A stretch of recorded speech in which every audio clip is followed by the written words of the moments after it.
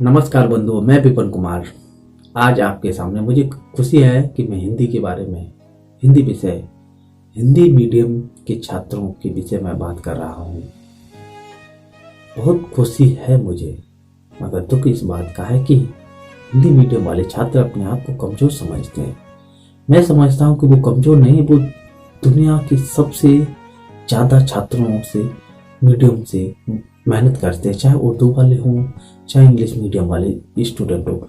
उन सबसे ज़्यादा मेहनत हिंदी मीडियम वाले करते हैं, क्योंकि हिंदी मीडियम में, हिंदी भाषा में कई प्रकार के शब्द इंग्लिश के भी आते हैं, देश विदेशी शब्द आते हैं, मगर मेहनत कौन करता है? हिंदी मीडियम वाला। फिर भी अपने आप को कमजोर नहीं समझना चाहिए, क्योंकि मुझे खुशी है इस बात की कि मैं आपके बारे में बात कर रहा हूँ और मुझे ये टॉपिक मिला है आपके बीच रखने के लिए। क्योंकि हिंदी मीडियम वाला छात्र बहुत मेहनत करता है, मगर फिर भी उसके मार्क्स, अंक कम आते हैं, क्योंकि कारण कई हो सकते हैं। इसकी जिम्मेदार कौन है? इसलिए सरकार भी इस पर विशेष ध्यान दे रही है और हिंदी के प्रति सबसे ज्यादा ध्यान है।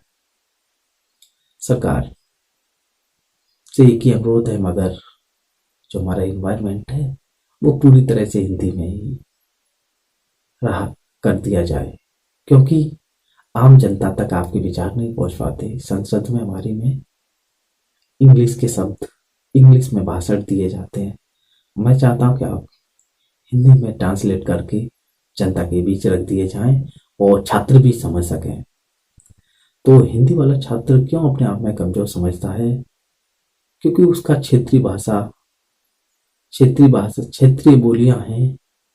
उन बोलियों में वो बचपन गुजारता है और बचपन से सीधी पढ़ाई करता है, और उनके ज्यादातर माँ बाप अशिक्षित होने के कारण, कई कारण हैं। तो हमें ये विशेष ध्यान देना चाहिए, छात्रों को विशेष ध्यान देना चाहिए कि वो अपनी सोशल मीडिया के जरिए, आज का स्मार्टफोन है सभी के, मगर हिंदी को मजबूत करने के लिए यूट्यूब पे बहुत अच्छे अच्छे लेक्चर है, अच्छे अच्छे प्रोफेसर के हिंदी में भी, तो उन्हें सुना करें और अपने सब्जेक्ट, अपने विषय से लेकर पढ़ाई किया करें। तो आजकल हिंदी की समस्या दूर करने के लिए इंग्लिश की भी समस्या दूर होती है, यूट्यूब पे पढ़ाया जाता है। तो आप इस तरह अपना इम्प्रूव कर सकते हैं। मगर हिंदी मीडियम वाला बहुत मेहनत करता है, इस बात का हमें खुशी है, क्योंकि देर रात एक करता है। सारे सब्जेक्ट उसके हिंदी में होते हैं, सिर्फ इंग्लिश को छोड़कर। संस्कृत तब भी हिंदी में पढ़ी जाती है, मगर संस्कृत के अध्यापक हमारे देश में ढूंढे नहीं मिलते, मगर मिल भी जाते हैं तो वो इतने अच्छे नहीं मिलते जितने अच्छे मिलने चाहिए। हिंदी में हमारी देखो, साइंस पढ़ाई जाती है, विज्ञान पढ़ाई जाती है, बायोलॉजी पढ़ाई जाती है, गृह विज्ञान पढ़ाई जाती है।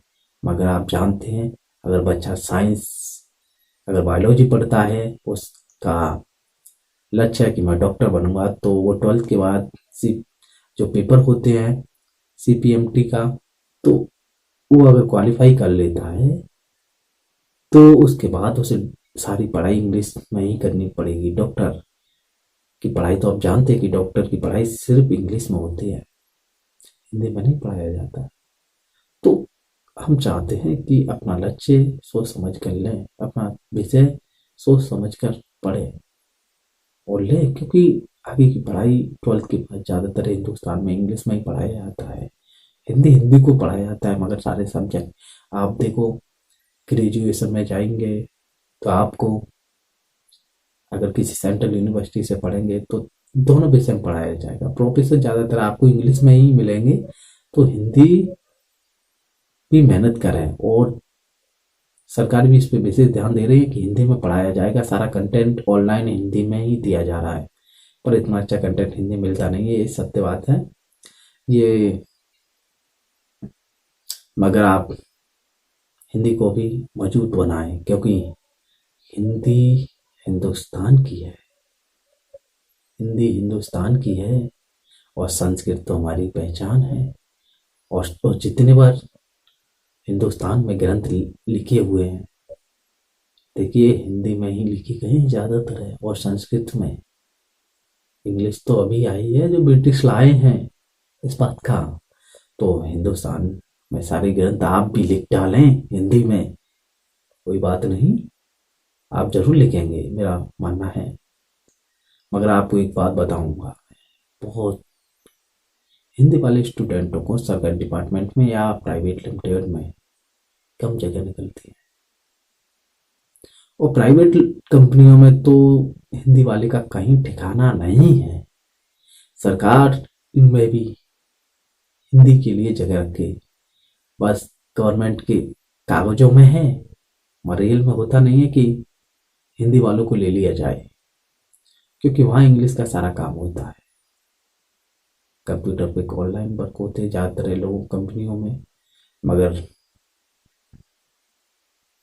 हिंदी वालों को वहाँ से निकाल दिया जाता है क्योंकि उनका अच्छा कम्युनिकेशन नहीं होता। अब कम्युनिकेशन ना होने की वजह से उनका वो अपने आप में सही साबित और एक काबिलियत इंसान नहीं कर पाते, इसलिए वो वहाँ से निकाल दिए जाते हैं। तो सर अगर उनसे कह दिया जाए, अब बोर्ड मेंबर हम बैठे रहते हैं, उन्हें हिंदी नहीं आती, तो वो हिंदी में क्या पूछेंगे, वो इंग्लिश में ही पूछेंगे। बात ये भी है, पर ये बात सरकार का विषय है, तो हम सरकार से एक ही अनुरोध है कि सरकार हमारे लिए इस तरह की व्यवस्थाएं करती जाएं, क्योंकि हिंदी मीडियम वाले भी बोर्ड में बैठे हैं, जिस तरह हिंदी में प्रश्न कर सकें। तो सारी समस्याओं के साथ जूझता है। 12th की पढ़ाई अपना भाई यूपी बोर्ड वाला भाई बात करता है, हिंदी में बात करेगा, हिंदी में पढ़ाई करेगा, इंग्लिश ले दे के पास हो पाता है। कहीं इधर से कहीं एक नंबर इधर से बन जाए तब तो पास कर पाता है। ये बात यूपी बोर्ड वाला भली भांति जानता है, क्योंकि इंग्लिश उसके लिए साला मैथ से ज्यादा चैलेंज होता है। अगर सीबीएसई वाले मैथ वाले स्टूडेंट हो और हिंदी वाला मैथ हो, टक्कर करा देना, कौन आगे जाएगा कौन पीछे जाएगा ये पता चल जाएगा, दूध का दूध पानी का पानी हो जाता है। मगर इंग्लिश में उसे डर लगता है, उसका डाउन मतलब ऐसा लगे गई मेरी भैंस पानी, गई मेरी भैंस पानी में, ऐसा लगता है। कोई बात नहीं, अब मुझे याद है आप हिंदी में मेहनत करें और हिंदी में डट के मेहनत करें, अपने आप को कमजोर ना समझें। हिंदी हिंदुस्तान की है और हसली शहजादे हम हैं हिंदुस्तान के, क्योंकि हम हिंदी हमारे दिलों में बसती है और हिंदुस्तान हमारी सरहदों पे बसता है। हिंदी हमारे दिलों में बसती है और हिंदुस्तान हमारी सरहदों पे बसता है। जय हिंद दोस्तों। और आप वीडियो को लाइक और शेयर करना और चैनल को सब्सक्राइब दबा के जाना, क्योंकि दबा के तो एक ही बार होगा, मगर दबा के शेयर करके जाना, क्योंकि आपका सहयोग मेरा सहयोग, तभी तो देश का सहयोग होगा, और देश के सहयोग में तभी देश का विकास होगा। आपका विकास, मेरा विकास, देश का विकास, सबका विकास होना चाहिए ना। तो प्लीज, और एक और अनुरोध है आपसे मेरा कि आप का भाई ये बहुत मेहनत करता है, जिस तरह आप मेहनत करते हैं उसी तरह मैं भी मेहनत करता हूँ, और मुझे इजाजत दीजिए जाने के लिए, और जाते जाते लाइक और शेयर दबा के ठोकते जाना प्लीज। एक अनुरोध है, कृपया करके आप इस काम, एक नेक काम को करते जाना, क्योंकि भूलना नहीं चाहिए। हमारे कहावत में है, हमारे गांव की कहावत में कहा जाता है, गांव की भाषा में बोली, जो आज करे वो कल करे, जो आज कर और आज करे वो अभी, एक दुआ भी है। तो कोई भी काम कर सकते हैं तुरंत तो उसे करना चाहिए, कल पे नहीं छोड़ना चाहिए, कल का काम कल पे ही छोड़ना चाहिए, ये जैसा मेरा मानना है। और आप इजाजत दें मुझे जाने की, मैं विपिन कुमार अब जाने की इजाजत लेता हूँ भाई साहब, और जल्दी से दे देना मुझे, और लाइक और दबा के शेयर ठोंक के जाना, क्योंकि मुझे पता चले कि आप लाइक और शेयर नहीं दे रहे, और मैं मेहनत कर रहा हूँ। और मगर मेरी ये जिम्मेदारी बनती है कि मैं छात्र हूँ, और छात्र की पहली जिम्मेदारी लोगों को जागृत करना, लोगों को सही दिशा में, क्योंकि हमारा देश गांव में बसता है और गांव में इतने शिक्षित लोग नहीं हैं। छोटी छोटी गलतियां करते रहते हैं, और छोटी छोटी गलतियों पे जल्दी वीडियो आएगा आपके लिए, और उसके लिए आप हमारे चैनल के साथ बने रहिएगा।